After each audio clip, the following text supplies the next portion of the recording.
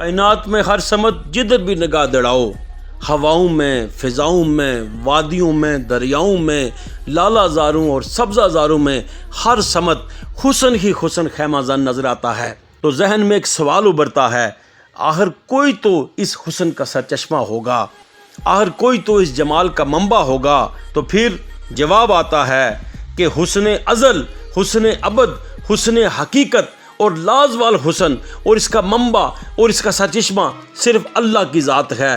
وہی حسن و جمال کا سرچشمہ حقیقی ہے۔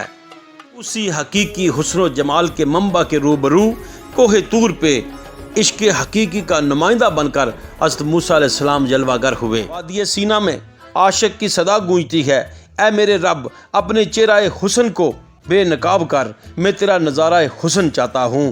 حریم ناز سے جواب آیا، اے موسیٰ ہمیں جلوہ حسن کا درشن کرانے میں انکار نہیں، مگر اے سفیر عشق تجھ میں اس حسن کی تاب نظارہ نہیں ہے۔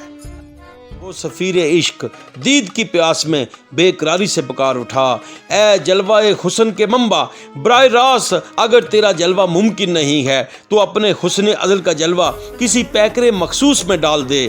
تیرا حسن تو لا مقام جلوہ گر ہے، تو تجھے مکان کے مکی کیسے دیکھ پائیں گے۔ لب موسیٰ پہ ایک التجا ابری، تیرا حسن بے مثال ہے، مگر تیرے لیے کچھ بعید نہیں کہ تو کسی سراپا حسن کو اپنے جلووں کا مظہر بنا، تاکہ پیکر بشریت میں تیرے نور کا منظر دیکھ سکے۔ سال ہا سال بعد ربیع الاول کے مبارک مہینے میں پھر وہ سعادت مند لمحہ آن پہنچا۔ وہ جو تلاش حسن میں مارے مارے پھر رہے تھے، آج ان کی دید کی مراد بر آئی تھی۔ حریم ناز سے آواز آتی ہے، آج 12 ربیع الاول کی رات ہے، مطلع بشریت کی صبح ہے۔ فاران کی چوٹیوں کے دامن میں مکہ کی وادی ہے، جس میں اہل قریش کا بسیرا ہے۔ اس میں ایک قبیلہ بنو ہاشم کا ہے، اس میں عبد المطلب کے بیٹے عبداللہ کا گھر ہے، وہاں ایک بی بی آمنہ ہے۔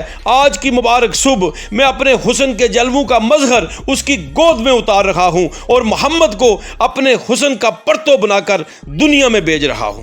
دائی شفا بنت عمر فرماتی ہیں کہ وقت ولادت نور ہی نور تھا، تارے میرے اتنے قریب ہو گئے، مجھے یوں گواہ ہونے لگا جیسے یہ میرے اوپر ہی گر پڑیں گے۔ آپ فرماتی ہیں کہ نور کا یہ سفر گھر سے شروع ہو کر شرق و غرب پھیل گیا تھا، یہاں تک کہ اس نور سے شام کے محلات جگمگا اٹھے تھے۔ حضرت آمنہ رضی اللہ عنہا فرماتی ہیں کہ مجھے شام کے وہ محلات دکھائی دیے۔ رب کائنات نے اپنے محبوب کی آمد کا اعلان ایک جھنڈا کعبے کی چھت پہ، ایک مشرق میں اور ایک مغرب میں گاڑ کے کیا۔ سائس کبریٰ میں امام سیوطی رحمۃ اللہ فرماتے ہیں کہ وقت ولادت ملائکہ ایک دوسرے کو ولادت کی مبارکبادیں دینے لگے، پہاڑوں کو بلندی ملی، رکے ہوئے دریاؤں کو تلاطم دیا گیا، سورج کی ضیاء کو مزید جلا دی گئی، 70,000 ملائکہ سایہ رحمت کر کے قطار اندر قطار کھڑے ہو گئے۔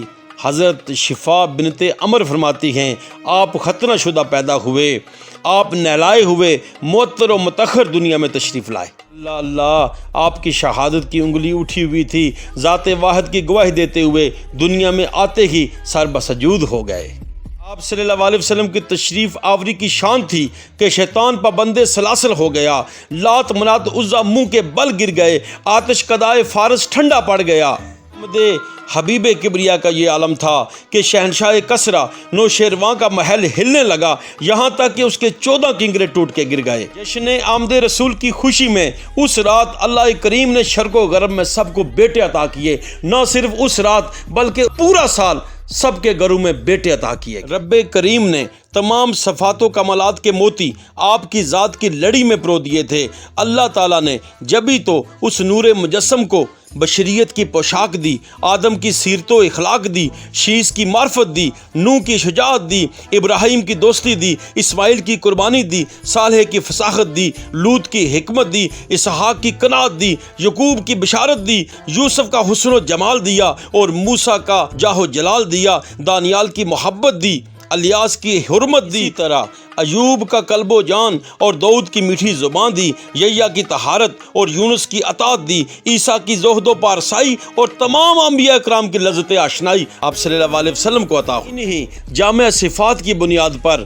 جبھی تو مولانا عبد الرحمن جامی رحمۃ اللہ پکار اٹھے، حسن یوسف دم عیسیٰ ید بیضہ داری، آنچ خوباں ہما دارند تو تنہا داری۔ اللہ کریم سے دعا ہے وہ ہمیں اپنی محافل کو حضور پاک کے ذکر سے مزین کرنے کی توفیق عطا فرمائے۔